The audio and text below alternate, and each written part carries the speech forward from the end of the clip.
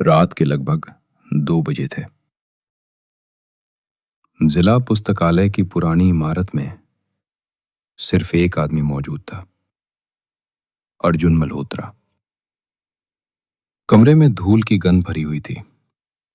ऊपर लगे पुराने पंखे की आवाज पूरे सन्नाटे को काट रही थी। घड़ी की टिक टिक असामान्य रूप से साफ सुनाई दे रही थी। अर्जुन पिछले 3 दिनों से सुंदरपुर नाम के एक छोटे से कस्बे में था।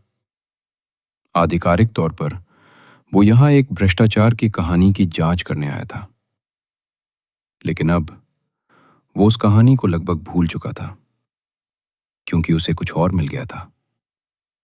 कुछ ऐसा जो बिल्कुल भी समझ में नहीं आ रहा था। उसके सामने लकड़ी की मेज पर पुराने अखबारों का ढेर रखा था। पीले पड़ चुके पन्ने, नमी से सिकुड़े हुए किनारे और समय की मार से टूटते हुए अक्षर। वो एक एक अखबार पलट रहा था कि अचानक उसकी उंगलियां रुक गईं। एक फटा हुआ पन्ना, उस पर एक आधा दिखाई देता शीर्षक, कॉलेज की छात्रा की बेरहमी से हत्या। बस इतना, बाकी हिस्सा गायब। नाम नहीं, तारीख नहीं, अगला पन्ना नहीं, कुछ भी नहीं। अर्जुन ने पन्ना उठाया, फिर दोबारा देखा, फिर तीसरी बार। एक पत्रकार का अनुभव उसे बता रहा था कि कुछ गड़बड़ है, बहुत बड़ी गड़बड़। उसने तुरंत लाइब्रेरियन को बुलाया। 70 वर्ष का बूढ़ा आदमी धीरे धीरे चलता हुआ आया। अर्जुन ने अखबार उसकी ओर बढ़ाया। ये हत्या किसकी थी? बूढ़े ने पन्ना देखा, फिर अर्जुन को देखा, फिर दोबारा पन्ने को। कुछ सेकंड तक वो चुप रहा। हमारे कस्बे में कभी हत्या नहीं हुई। अर्जुन ने भौहें सिकोड़ ली। लेकिन यहां तो साफ लिखा है। बूढ़े ने सिर हिलाया। नहीं हुई। तो फिर ये खबर? मुझे नहीं पता। उसकी आवाज में अजीब घबराहट थी, जैसे वो बातचीत जल्दी खत्म करना चाहता हो। वो मुड़ा और बिना कुछ कहे चला गया। अर्जुन कुछ देर तक उसे जाता हुआ देखता रहा। फिर उसने दोबारा पन्ने की तरफ देखा। उसके मन में पहला सवाल पैदा हुआ, अगर हत्या नहीं हुई तो ये खबर यहां कैसे पहुंची?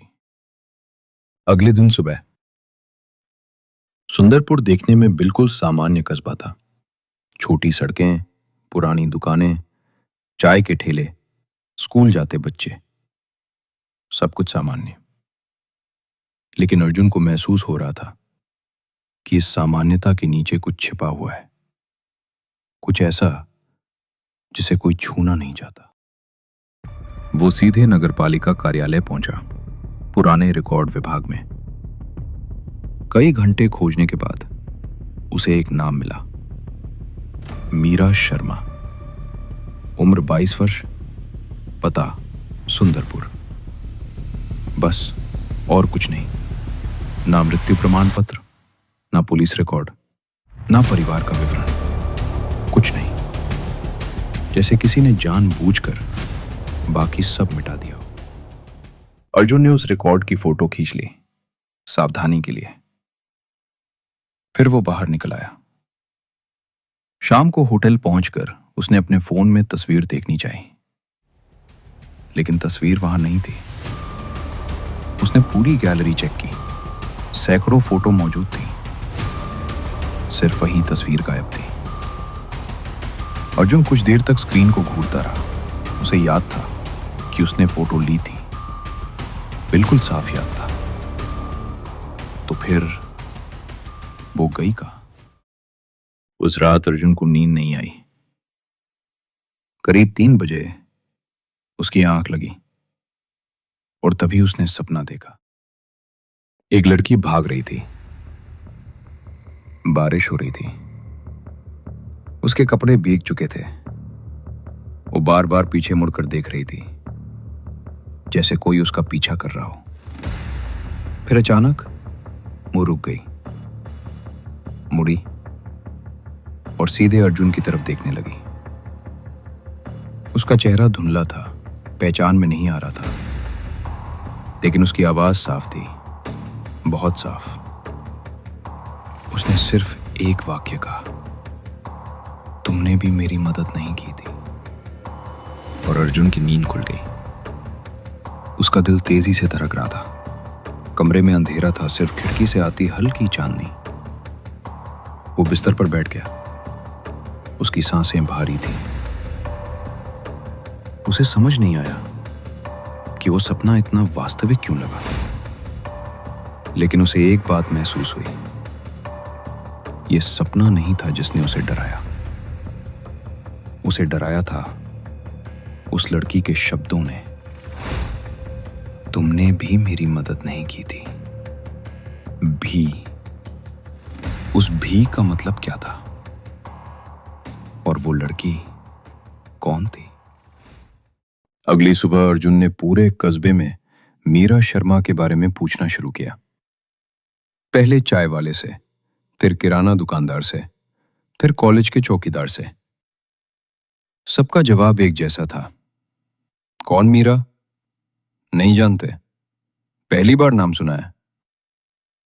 लेकिन दोपहर में कुछ अजीब हुआ। एक बुजुर्ग महिला ने नाम सुनते ही जवाब दिया, अरे मीरा तो बहुत अच्छा गाती थी। वो बोलते बोलते अचानक रुक गई। उसका चेहरा बदल गया, आंखों में उलझन आ गई। नहीं, उसने धीरे से कहा, मैं किसी मीरा को नहीं जानती।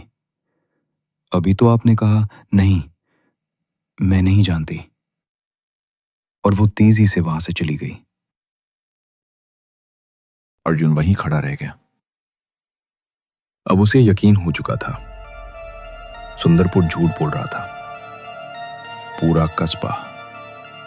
और सवाल ये नहीं था कि वे झूठ क्यों बोल रहे हैं, सवाल ये था वे किस चीज से इतने डरे हुए हैं, उन्हें किस बात को छिपाने की जरूरत है।